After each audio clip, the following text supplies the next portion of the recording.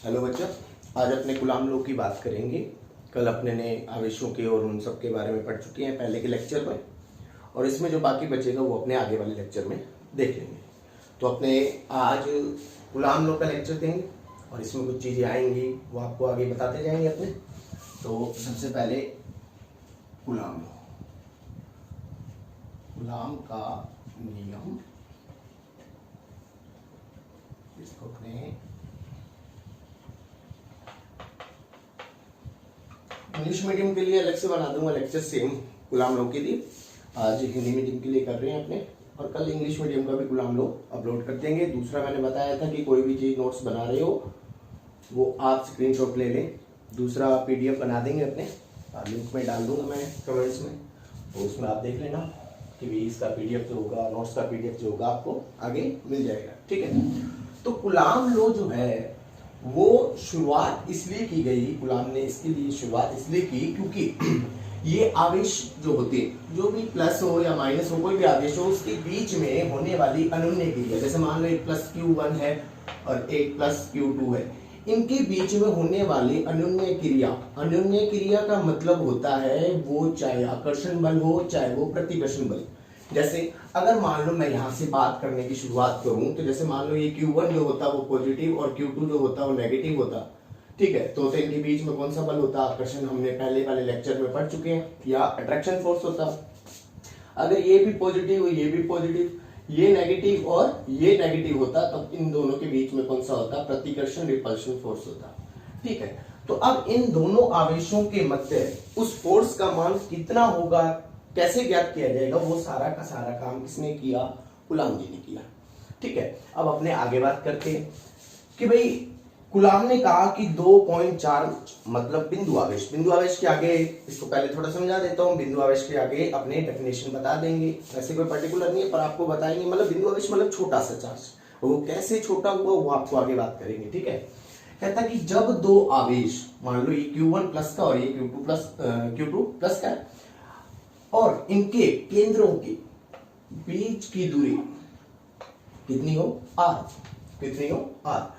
तो इस स्थिति में दोनों आवेशों के मध्य जो लगने वाला बल है वो क्या होगा? दोनों आवेशों के परिमाण के गुणनफल के समानुपाती और दोनों आवेशों के बीच की दूरी के वर्ग के व्युत्क्रमानुपाती।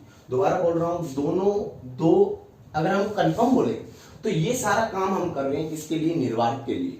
माध्यम के लिए जो बात होगी वो नेक्स्ट लेक्चर में करेंगे कि माध्यम अगर आ जाए तो क्या फर्क पड़ेगा। तो हम अभी जो बात कर रहे हैं निर्वात या हवा, इसके लिए बात कर रहे हैं। कहता कि जब दो बिंदु आवेश निर्वात में एक दूसरे से r दूरी पर रखे हों, तब उनके मध्य लगने वाला बल दोनों आवेशों के परिमाण के गुणनफल के समानुपाती और दोनों के केंद्रों के बीच की दूरी के वर्ग के व्युत्क्रमानुपाती। अगर कंबाइंड रूप से कहें तो F समानुपाती Q1 Q2 अपॉन R²। यहां जब समानुपाती चिन्ह हम यहां से हटाएंगे तो हमारे पास क्या आएगा? देखो F बराबर हमारे पास आ जाएगा K Q1 Q2 अपॉन क्या आ जाएगा? R²।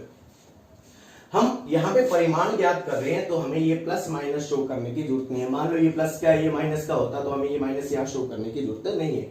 वो हम ये बता देंगे कि अट्रैक्शन है, प्लस माइनस है तो अट्रैक्शन फोर्स हो जाएगा।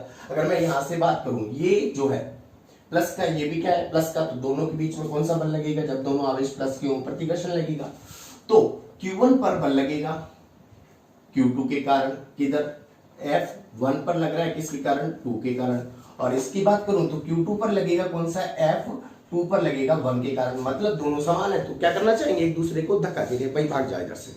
और अगर क्या होते? असमान होते तो क्या आते? आजा भाई आजा, पास आजा। तो उसी चीज को हम यहाँ पे समझ रहे हैं।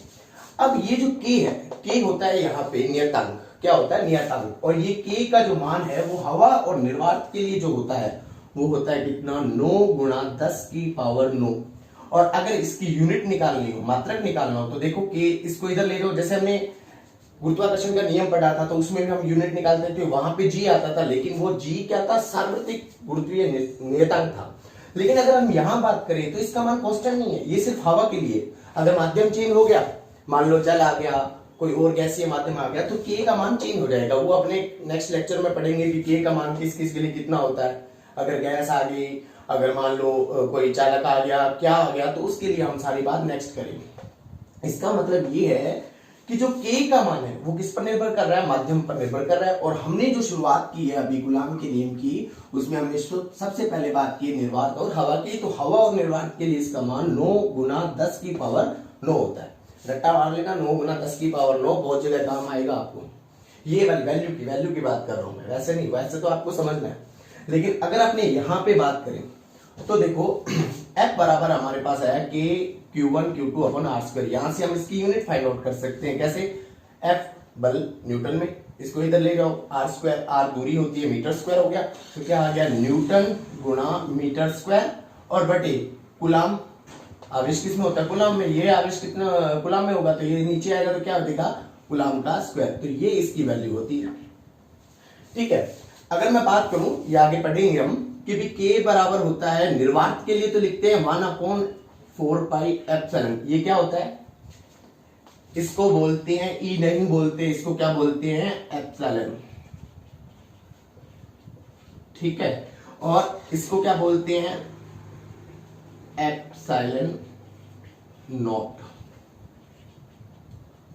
एप्सिलॉन नॉट, इसको ये एप्सिलॉन नॉट है। ये एप्सिलॉन नॉट जो होगा वो निर्वात और हवा के लिए, और कोई अन्य माध्यम आ गया तब हम क्या बोलेंगे? एप्सिलॉन। इसका नाम क्या है? एप्सिलॉन की भी बात कर लेते हैं। तो एप्सिलॉन को अपने ऐसे बोलेंगे, एप्सिलॉन जो होता है वो होता है, एप्सिलॉन नॉट तो होता है निर्वात की विद्युतशीलता। क्या होता है? विद्युतशीलता, परमिटिविटी ऑफ वैक्यूम। और एप्सिलॉन जो होता है वो होता है माध्यम की विद्युतशीलता। माध्यम की विद्युतशीलता, परमिटिविटी ऑफ वैक्यूम। मतलब सीधी सी बात ये है कि अगर हवा या निर्वात हुआ तब एप्सिलॉन, जो ये एप्सिलॉन नॉट रहेगा तो के यूज करना है 9 गुना 10 की पावर 9। और अगर कोई अन्य माध्यम आ गया तब हम इसको एप्सिलॉन रखेंगे तो इसकी वैल्यू चेंज हो जाएगी। मतलब ये कहने का है कि के का जो मान है वो किस पर निर्भर कर रहा है? माध्यम पर, कि माध्यम हमने कैसा लिया। और के का मान चेंज कब होगा? जब माध्यम हमने चेंज कर देना है, तो के का मान भी क्या हो जाएगा? चेंज। तो इसके बारे में हम पूरा का पूरा जो विद्युतशीलता वाला सिस्टम है वो हम क्या पढ़ेंगे? नेक्स्ट लेक्चर में पढ़ेंगे। यहां जब हम बात कर रहे हैं, यहां पे बात कर रहे हैं तो हमारे पास फोर्स का मान क्या आया? F बराबर के Q1 Q2 बटे आर स्क्वायर। ये आया हमारे पास परिमाण में। अगर वेक्टर फॉर्म में नॉर्मली लिखना हो तो F vector is equal to k Q1 Q2 upon r square और मोड लगा दो। ठीक है, ठीक है। यहां अगर बात करें तो ये हमारे पास परिमाण है, जबकि हम जानते हैं 11वीं में पढ़ा है सदिश क्या होता है? परिमाण और दिशा। तो दिशा की अगर बात करें तो साथ में क्या आ जाएगा? R cap. हाँ, एक चीज और कि भाई कूलाम का नियम जो है हमें अनुन्य क्रिया मतलब आकर्षण प्रतिकर्षण तो बताता है, लेकिन साथ में अगर हम बात करें तो इन बलों की जो दिशा है वो क्या है? हमेशा किसके अकॉर्डिंग रहेगी? ये जो लाइन जॉइनिंग जिसे हम बोलते हैं, दोनों आवेशों के केंद्रों को मिलाने वाली रेखा के अनुदिश। मतलब देखो, ये इस पे बल लगा रहा तो भाई ये इधर भी जा सकता था, इधर भी बल लगा सकता था, लेकिन कूलाम ने क्या बताया? कहता कि ये जो लगने वाला बल होगा वो इनकी क्रिया रेखा के अनुरूप होगा। चाहे अंदर की, अगर मान लो ये प्लस का होता है, ये माइनस का, तो दोनों की दिशा इधर, मतलब पास आती हुई। और ये अगर प्लस का है, ये प्लस का, तो क्या कर रहे हैं? एक दूसरे को भगा रहे हैं। ठीक है, तो ये है हमारे पास कूलाम का नियम। यहां से हम आवेशों के मध्य लगने वाले बल के बारे में याद कर सकते हैं। यह आपके बोर्ड के एग्जाम में भी आता है। ठीक है, और के का मान जो है, के एक नियतांक है जिसका मान 9 गुना 10 की पावर 9। ये क्या है? वैक्यूम, निर्वात या हवा के लिए। अगर मैं आगे बात करूं तो यहां एक चीज और क्लियर होती है हमारे पास कि जो इन आवेशों के मध्य लगने वाला बल, वो मुख्य बात करें तो दोनों के बीच की दूरी के वर्ग के व्युत्क्रमानुपाती, इनवर्स लो, इनवर्स स्क्वायर लो पर डिपेंड करता है। किस पर डिपेंड करता है? इनवर्स स्क्वायर लो पर डिपेंड करता है।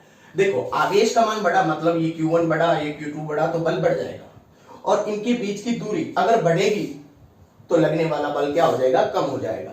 अब वो कम हो जाएगा तो पहले तो अपने ग्राफ कर लेंगे, फिर हम कैसे क्वेश्चन पूछता है पेपर में तो वो भी बात कर लेंगे अपने ये बहुत ही बोर्ड का सबसे लाइक ये करता है। और एक वेक्टर फॉर्म जो है वो अपने नेक्स्ट लेक्चर में सीखेंगे, वेक्टर फॉर्म कैसे क्रिएट करेंगे।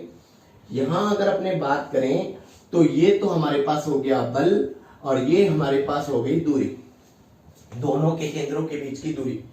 अगर एफ आर का मान बढ़ेगा तो एफ का मान क्या हो जाएगा, कम, इसलिए इनके बीच में ग्राफ जो आएगा वो इस तरीके से आएगा।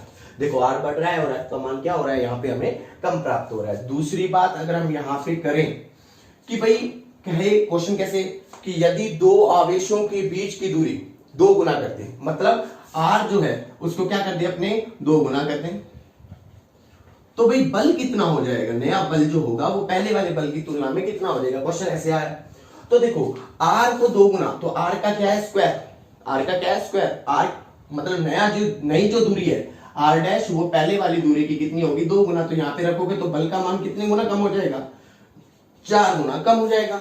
और अगर आपको कहते हैं कि भाई दोनों के बीच की दूरी क्या कर दे, कम कर दे, अब कम कर दे तो देखो कैसे, मान लो वो कहते हैं कि आर का मान क्या कर दे, आधा कर दे, आधा कर दे तो भाई क्या हो जाएगा, मतलब यहां रखोगे 1/2 का होल स्क्वायर, तो बल का मान क्या हो जाएगा 4 गुना, नया बल जो होगा वो पहले वाले बल की तुलना में क्या हो जाएगा 4 गुना बढ़ जाएगा। ये है आपके लिए कूलाम का नियम। और दूसरा इसका क्या होगा, वेक्टर फॉर्म और आवेशों की निकाय के लिए। देखो कूलाम का नियम जो है ना, ये हमें ये तो पता था पहले, हमने जब आवेश वाला पढ़ा कि 2 आवेशों के मध्य आकर्षण बल होता है या क्या होता है प्रतिकर्षण बल होता है। लेकिन कूलाम ने क्या चीज बता दी कि इन दोनों आवेशों के मध्य लगने वाले बल का परिमाण बता दिया। क्या बता दिया, परिमाण, साथ में दिशा का भी ज्ञान करवा दिया। दूसरी बात पॉइंट चार्ज की बात की थी, पॉइंट चार्ज कोई छोटा था, लेकिन अगर हम किसी गोले बड़े की बात करें, ये गोला है और इसके ऊपर आवेश है, क्या ये पॉइंट चार्ज है, तो आप कहोगे नहीं ये तो पॉइंट चार्ज नहीं है। लेकिन अगर आपने कहें कि मान लो 2 गोले हैं, इसके ऊपर भी आवेश है और उसके ऊपर भी आवेश है, मान लो कि मेरे से सड़क पे बहुत दूरी पर एक व्यक्ति खड़ा है, उसने भी गोला ले रखा है, वो पूरा आवेशित है, मेरे पास भी जो है वो पूरा आवेशित है। अब वो जब मेरे को देख रहा है तो इस गोले को देख रहा होगा तो क्या होगा, ये गोला उसको छोटा सा दिखाई देगा, तो इस स्थिति में क्या होगा, वो उसको पॉइंट चार्ज डिनोट होगा और मेरे लिए वो पॉइंट चार्ज होगा। लेकिन अगर मैं वैसे बात करूं, कहता है कि जब किसी पृष्ठ पर रखा आवेश ये या ये, मान लो ये 2 पृष्ठ है, इनके ऊपर रखा आवेश पॉइंट चार्ज होगा या नहीं होगा, कैसे पता लगेगा, यदि इस पृष्ठ की विमा, जैसे विमा मतलब लंबाई चौड़ाई, गोलीय पृष्ठ है, त्रिज्या, ठीक है ना, तो यदि इस पृष्ठ की विमा दोनों पृष्ठों के बीच की दूरी जो भी है, मान लो x है या r है, जो भी है, बीच की दूरी की तुलना में अगर नगण्य हुई, तो इस स्थिति में इस पृष्ठ पर रखा जो आवेश होगा वो क्या होगा, पॉइंट चार्ज, मतलब बिंदु आवेश होगा। क्या होगा, बिंदु आवेश होगा। अब आपको मैंने 10 बार कह चुका हूं कि आप क्या कर लिया करो, स्क्रीनशॉट ले लो, लिख लो, आया तो लिख लो, स्क्रीनशॉट लेके, और लैंग्वेज मैंने बोल दी है, रिवाइव करके या सेव करके उसको सुन लेना, नोट्स जल्दी भेज दूंगा, आप लिख सकते हैं, ठीक है ना।